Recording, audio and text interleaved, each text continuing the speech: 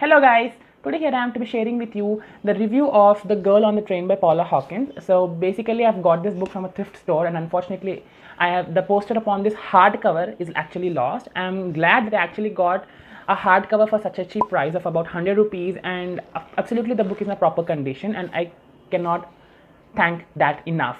I'm amazed to know that a whole psychological thriller was actually written in just 280 pages, and I am absolutely amazed the way of writing Paula Hawkins possess. And how did Bollywood completely ruin my favorite book? So without further ado, let's get started.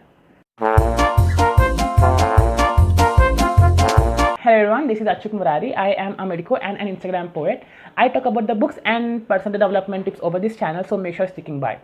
So the story of this book is quite intriguing one. I would not, of course, reveal you everything because it's going to be a spoiler-free one. This book starts with Rachel, who is kind of a little drunkard person and she doesn't have any proper job to do. She is a divorcee and her ex-husband is Tom, and he is actually married now to Anna. And Anna and Tom already have a child. And the story is still there, is quite an okay one. You are quite amazed, you are quite interested into how the story is turning up.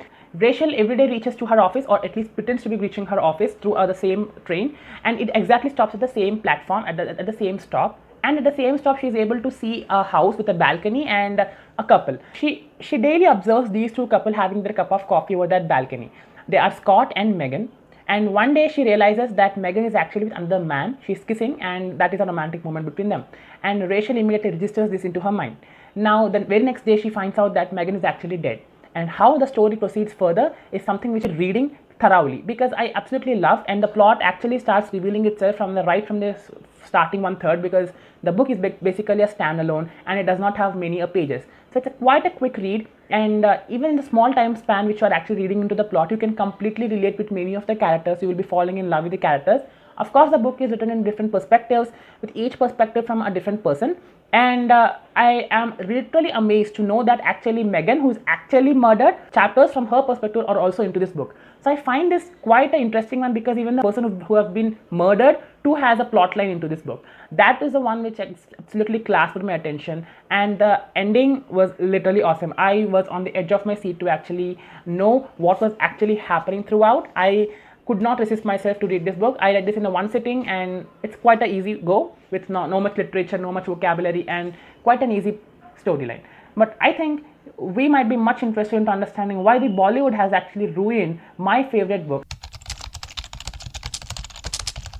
This has been a favorite book for ages for everyone, especially for the lovers of The Gone Girl by Gillian Flynn. This book has been a master stroke upon them because it feels like a second installment of The Gone Girl. Now coming to the Bollywood, I am really afraid to know that the Bollywood have actually come up with such a bizarre and unknitted plot line to be presented over the theater screens. And what did the Bollywood even think that the book lover, the person who have actually read the book, would eventually be actually sitting in that theater and watching Parineeti Chopra play the character of Rachel? I still cursed myself of actually watching that movie because it completely ruined my experience while reading this book. The story is quite exactly the same, but I wonder whenever a movie is actually being taken into the Indian scenario or it is being adapted into the Indian scenario, you need to be adding the Indian ethnicity in that. Now the movie not at all feels Indian closer. It always feels much disturbing and almost same like the Hollywood movie. But I must say that at least the Hollywood movie of the same name, The Girl on the Train, was quite an interesting one, and the acting by the actors of course was commendable. But in here I felt that all the actors were forced to act into their positions, and the first thing which struck me was none of the actor in the movie must have read this book, because I can clearly make out that they were unaware of what is happening or in which scene they were actually enacting. All the scenes which the actors and the director were quite interested were the profane scenes and the coital scenes and nothing more. I am literally shocked to know that such a great suspense thriller, whenever you are being presented onto a theater screen, must be having at least more research done. I cannot openly complain about the very bitter acting done by Parineeti Chopra. I'm so afraid to say that. I really adore her acting, especially when I watched the movie Saina Nehwal. Her acting in that movie was quite a commendable, and I could not get over that. But unfortunately, I don't know what has happened into the girl on the train. The whole experience completely ruined my beautiful memories with this book. And so as to regain my memories with this book, I had to read the last 3 chapters yet again, only so that I can actually love the book.